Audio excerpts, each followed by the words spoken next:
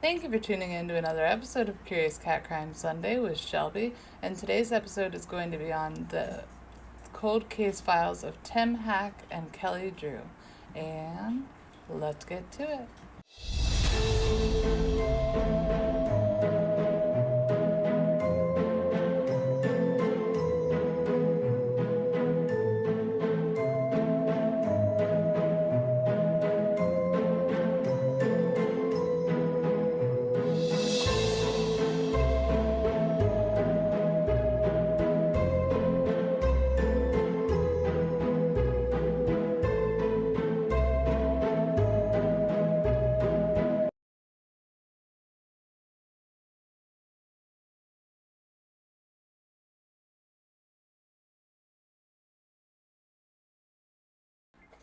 Hello and welcome. As I mentioned, today's episode is going to be on Tim Hack and Kelly Drew, their disappearance and their death, along with various suspects along the way.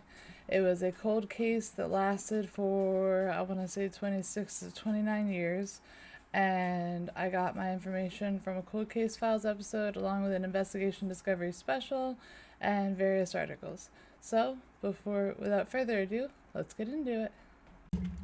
Tim Hack and Kelly Drew were high school sweethearts. Tim's family had said from the very beginning that they thought they were a perfect match and that they would one day be wed. Unfortunately, that would not be the case, as they would not live long enough. Tim's family lives on a nice big farm, and his brother always thought it was very cool that a city girl would be willing to come out to the farm and hang out with the boys. And his farm was a family farm. They would get up every morning and do their chores, help the animals, and things of that nature. On August 9th of 1980, Tim and Kelly went to a wedding reception at the Concord House. They arrived at around 10:30 p.m. and stayed for around 30 to 45 minutes, in which time Tim had a beer and Kelly had a soda drink, says witnesses. And when they left, there were witnesses that saw them leave. However, the next morning, Tim's family went to wake up, and normally Tim would wake up with them because they have to take care of the farm, and he was not there. But this was unlike him, they said, because typically if he was to stay at a friend's house, he would have called and let them know, as to not worry them. So they called Kelly's family to see if they stayed there, and they did not. This is when Tim's father began to get worried. Tim's father ended up driving out to the Concord house only to find Tim's car still there. The door was not fully shut, and inside were his keys and his wallet, which was very unlike Tim, says his father. So he immediately called the local sheriff's department, who came out and found a checkbook, a wallet, cigarettes, keys, among other things inside this vehicle. However, it did not look like there was a struggle. But they interviewed many people who were at the wedding, and one thing that kept coming up was there was a strange, dark, and dirty van at this wedding in the parking lot. Now, this is a very big parking lot. It's very dark. It would be very easy to abduct someone from if you just wait for the right time. And it's also very close to an interstate.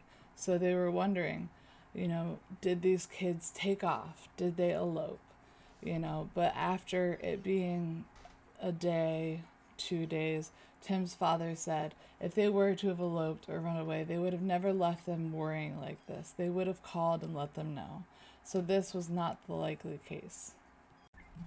Just a little side note, this episode is going to have a lot of information, so it's hard for me to remember everything that I'm supposed to be saying in the correct order. But when they were interviewing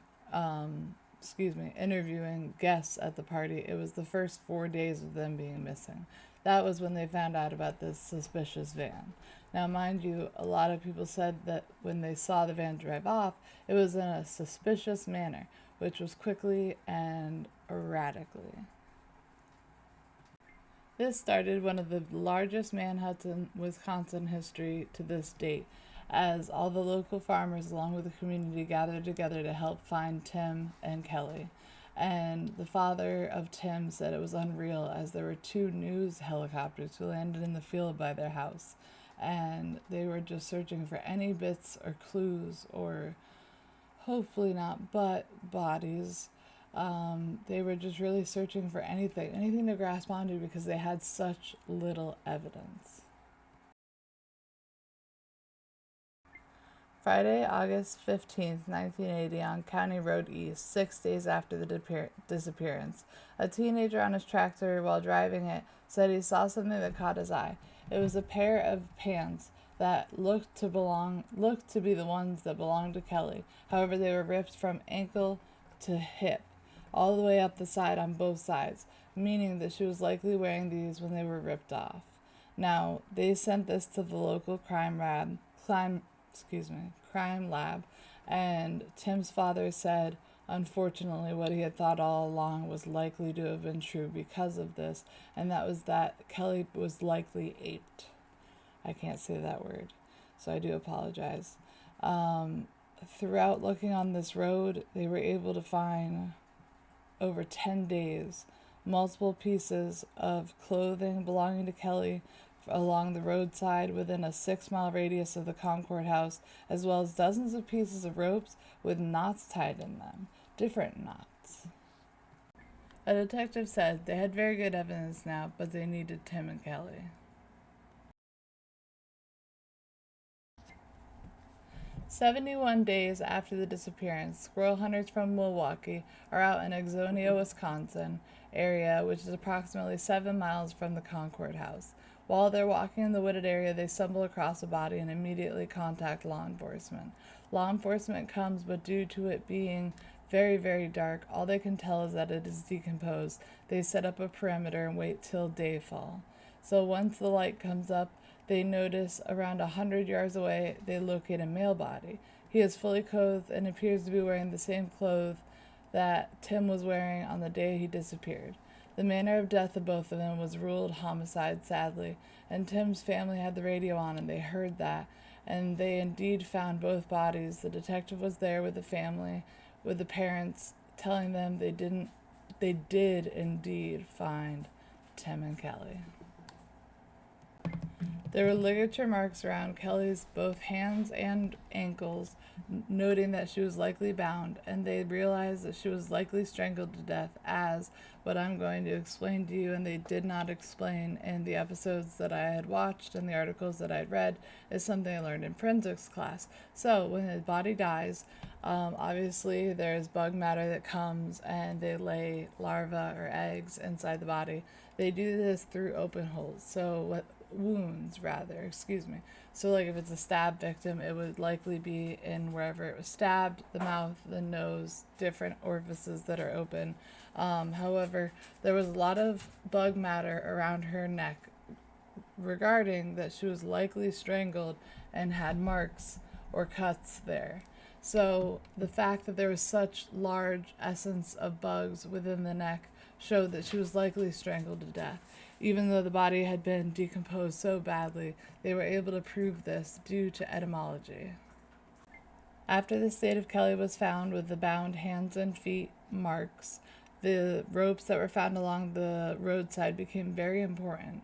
And there were, hold on, let me check my notes, I apologize for looking down, but there were regular square knots, half hitches, clove hitches, bowing knots, and this is somebody who definitely had knowledge of knots, whether they were in the military, the Navy, a painter, anyone that would use knots in their daily working lives. So they believed this to be someone who had knowledge of ropes. Phone calls started pouring in with tips, and there was one tip in particular was a lady who believed that her husband had been involved in the murder of Tim and Kelly. The suspect, Mr. James, lived in the area where the bodies were found, and he does roofing work, which works with ropes. He's known to carry a knife on his belt and has a van, and on August 10th of 1980, shortly after the disappearance of Tim and Kelly, he had his wife and stepdaughter completely clean out the van, and a lot of things were adding up, says the detective, and this guy was looking good for who took Tim and Kelly. They retrieve a search warrant. They search through his house. They're looking for anything that can link him with Kelly or with Tim. So they find clothing which looks to be similar to Kelly's clothing with what looks to be blood on it. However, he ended up not being the guy, but his wife admitted that he was an alcoholic and physically abused her, along with actually assaulting her daughter, his stepdaughters. So when it was found that he was not guilty due to a polygraph test, among other things, of Tim and Kelly's murder, he was charged with the actual assault of his stepchild. Tim's sister says she knows that her parents and Kelly's parents worked together to pay for the funeral. They died together. They wanted them to be together eternally. And I'll post a photo of the gravestone probably around here. Let me move my hand. I thought it was a very beautiful gesture that they came up with. At the very bottom it says, "Together, kidnapped and slain."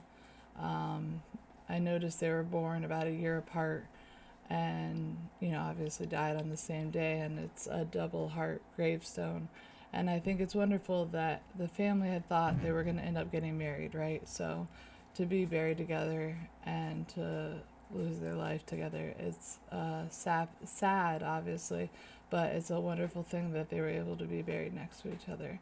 And I think that was great. Not that they died, obviously. So Dave, which is Tim's dad, said that he was never going to let go and was always going to search for justice for Tim. "You think I should be solved and you blame somebody. They were looking for anything that was going to help them solve the case." 3 years after the death of Tim and Kelly, Henry Lee Lucas and Otis Toole were a pair of drifters who were arrested for a number of minor charges, says forensic psychologist Robert Shug. After the apprehension, they started confessing to dozens and dozens of murders. As a result, detectives from all over the country had to become involved in this investigation to see if any of their cold cases involved Lucas or Toole. And this led them to believe that they could be responsible if they had abducted so many women and men and actually assaulted them, at times killing them. There were a total of 4 or 5 cases in Wisconsin at the time that were unsolved that they said could have been, one of which being Tim and Kelly. The forensic psychologist said a serial killer with a drifter mentality can leave a trail of bodies and no one can actually pinpoint the location at any given time. And this works in their favor, he says. 1 year before the murder of Kelly and Tim, one of the murders that Henry Lee Lucas confessed to was the Orange Socks drifter. That was a young Jane Doe, unidentified, who was murdered wearing only orange socks, known as the Orange Socks drifter. She was strangled and aped in a very similar manner to the way Kelly Drew was. Because of the similarities in the crime, this was a significant motivating factor for detectives to go interview Lucas and Toole. So they were optimistic, said Tim's family now. "It's got serious. You just had that feeling," Tim's brother says, that they were going to solve the case. Lucas and Toole are confessing to an excess of 300 apes and homicides that they have done across the country. For reasons that Lucas and Toole might confess to all these crimes, says forensic psychologist, is to gain infamy and to be important to them. It might feed their ego, and their forensic psychologist Robert Shug said. Their investigator went to the interview with Lucas and Toole in regards to Tim and Kelly and led investigators to believe that they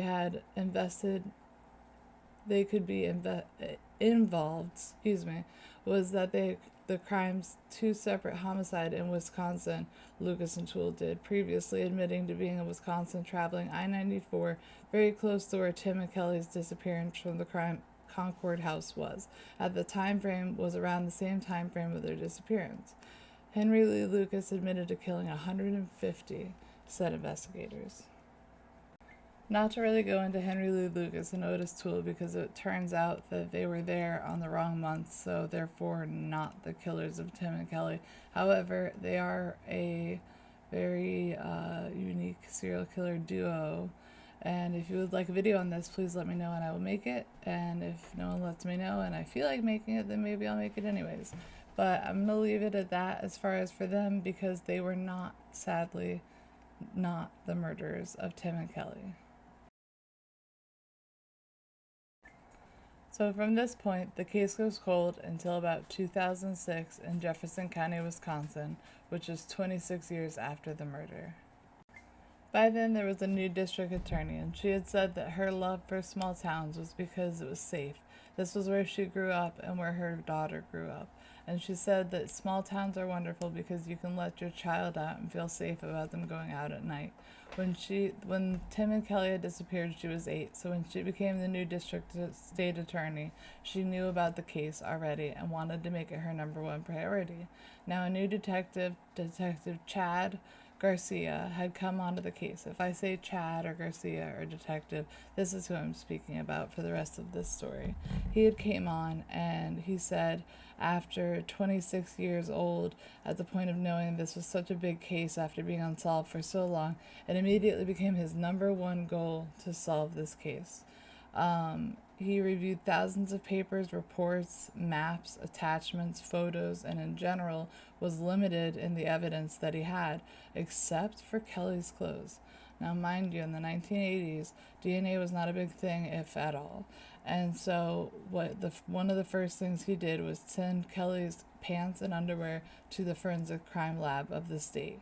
And what do you know? But DNA came back on both the underwear and the pants. It was from aminal fluid, so it was a huge break in the case, and he said it was incredible in his own words. The brother said for the first time in his life, Tim's brother, said for the first time in his life, he felt there was a ray of hope. And I just lost where I was, I'm sorry.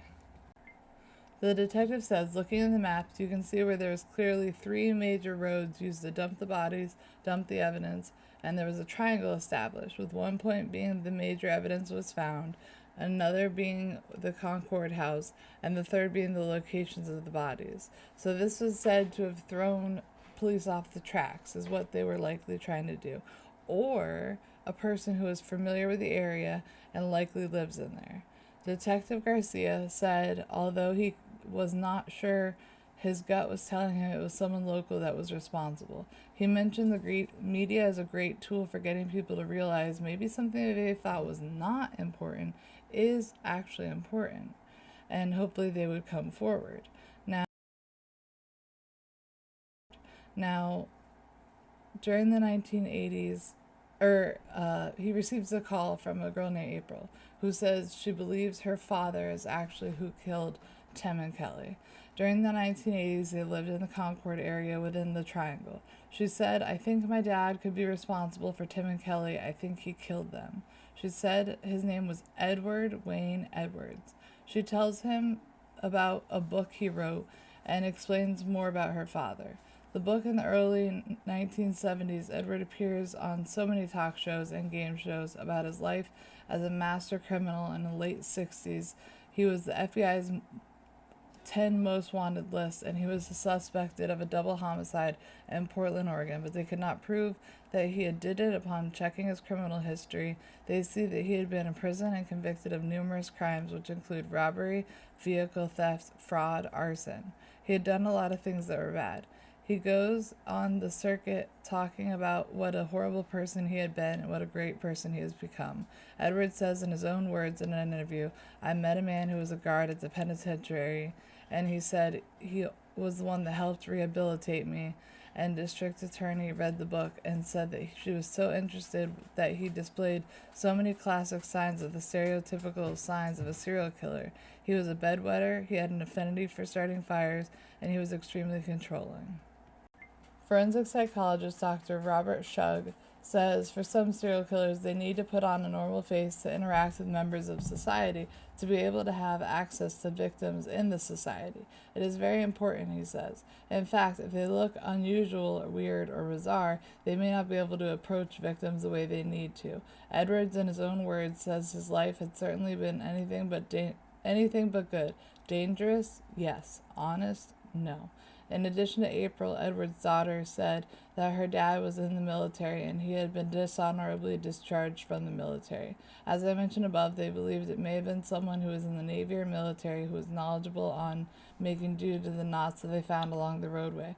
Therefore, Edward knows how to tie these knots, and his house is smack dab in the middle of where Kelly and Tim's triangle were last seen alive, where their bodies were found, and where the evidence was found. Ultimately located the drifter stranger who floated around, who really wasn't from Wisconsin, who wasn't from Jefferson County. The district attorney says it was obvious they had a new suspect, and the detective says he started going through the reports and seeing if there was mention of Edward Edwards. He had been on the suspect list. Edwards was interviewed in early September of 1980, but he really didn't have any information to offer, says the previous officers who had interviewed him.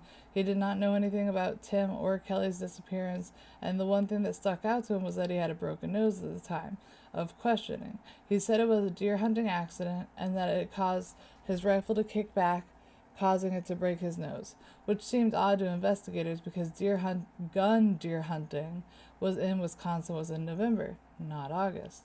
Once the detectives found out where Edward had lived, he talked to the landlord and he took care of the house and said Edwards had lived at the house for a brief time and had moved to another state shortly after the disappearance of Tim and Kelly.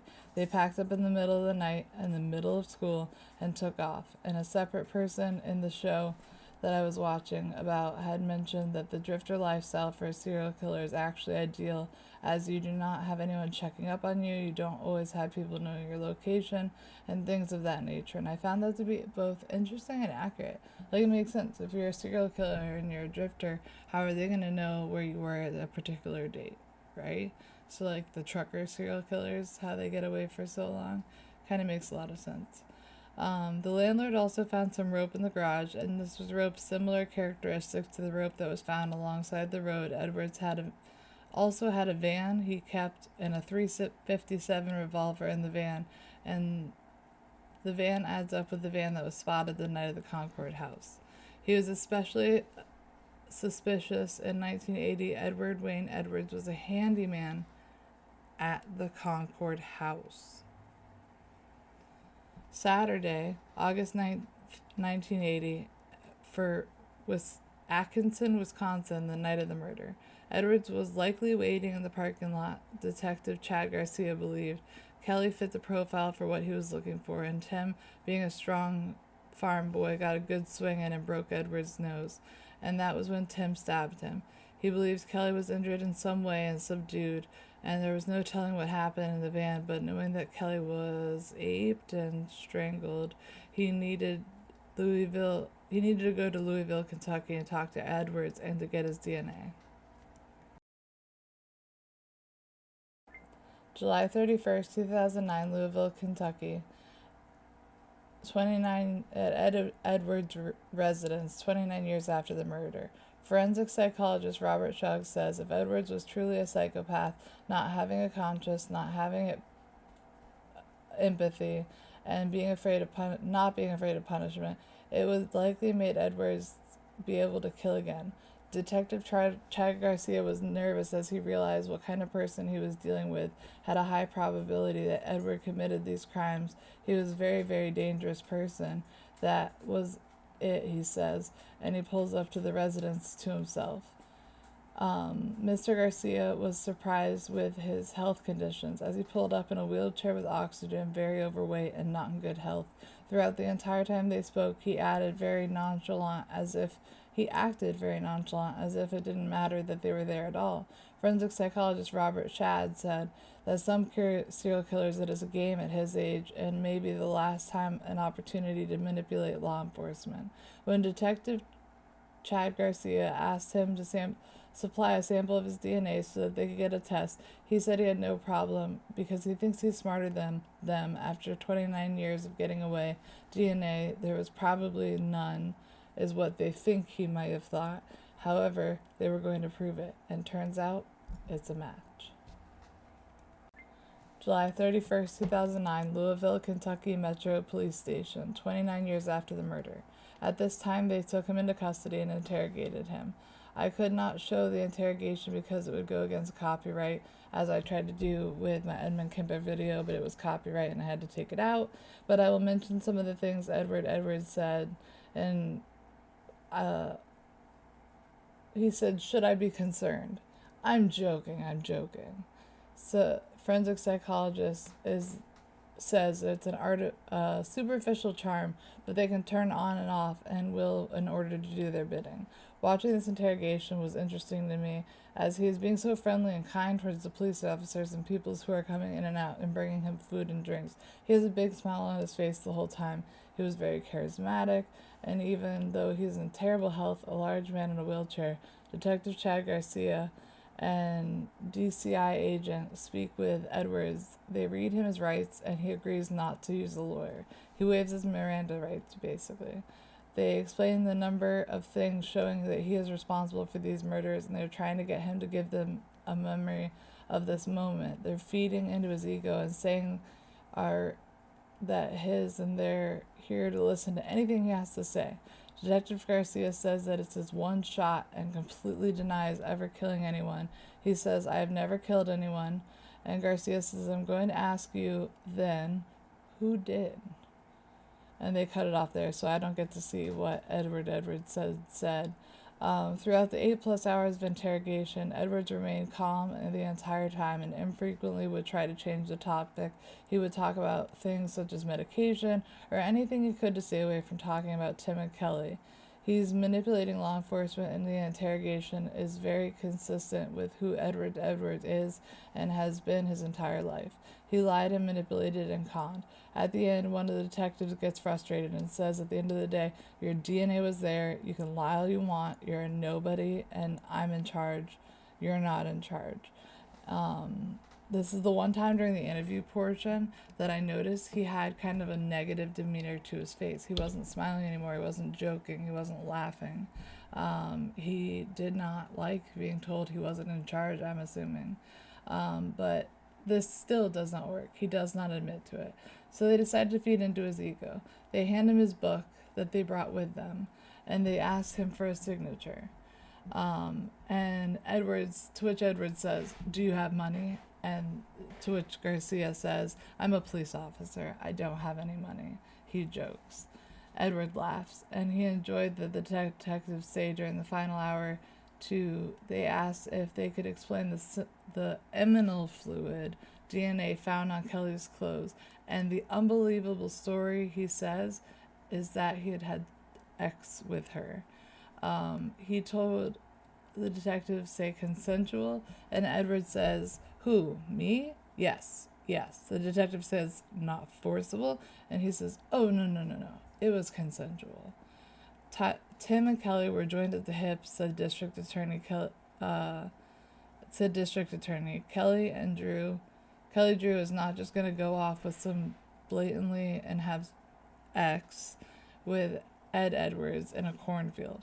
But Edwards' lawyer could have said it was consensual, and the lawyer says the district attorney would have to prove beyond a reasonable doubt that this person who killed them and the DNA was good.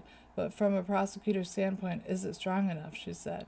After conducting the interview with Edwards, which was digitally recorded, the detective, Chad Garcia, went back and to see if there was something that he didn't pick up on, maybe the certain movement or that told him he was lying, or something he said that maybe he didn't catch, and he heard something and he wasn't too sure.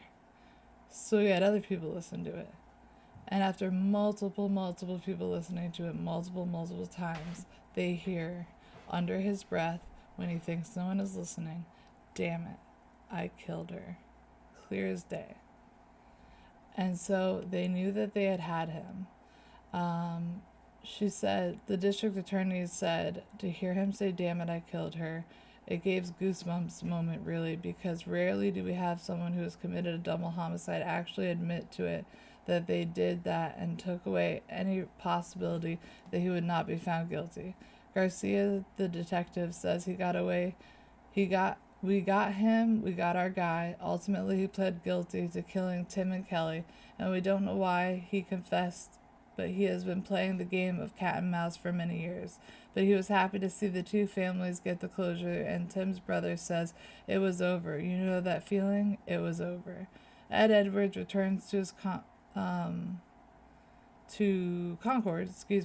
to face justice for the murder of Tim, Hank, and Kelly Drew, but his health fails and he reveals a 33-year-old secret to a cold case detectives in Ohio. While Edwards is in the infirmary in Wisconsin, he begins sending letters to detectives in Ohio regarding two other young people that he had murdered, Billy Levaco and Judah Straub. His goal is to return to Ohio and get the death penalty for killing them. However, Edward because Edward wants to maintain control over his life and the trajectory. He said he will say or do anything to win the opportunity to present himself and to maintain control. He's again trying to manipulate the system and control the future. He doesn't know, however, that during the time of this murder, there was no death penalty. So therefore, he is grandfathered into not getting the death penalty. He confessed to a crime that he's not going to get the death penalty for. However, then he tries one other thing. He admits to killing I want to say it was his foster son, Danny Boy Edwards.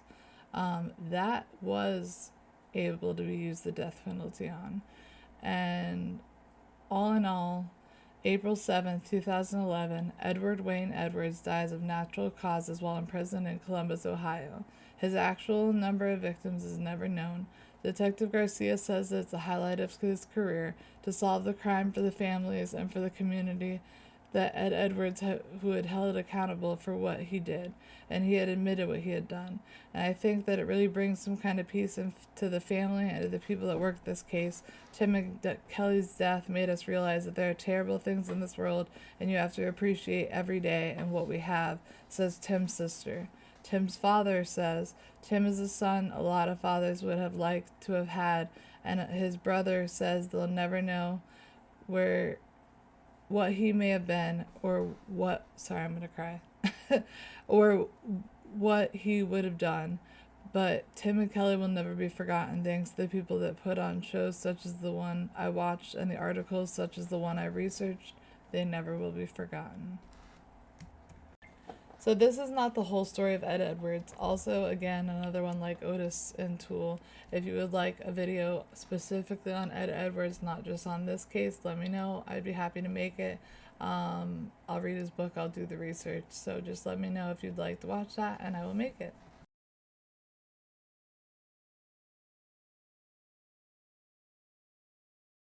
Thank you for tuning in to another episode of Curious Cat Crime Sunday with Shelby, and I hope you have a great week ahead of you. Thanks for watching. Bye.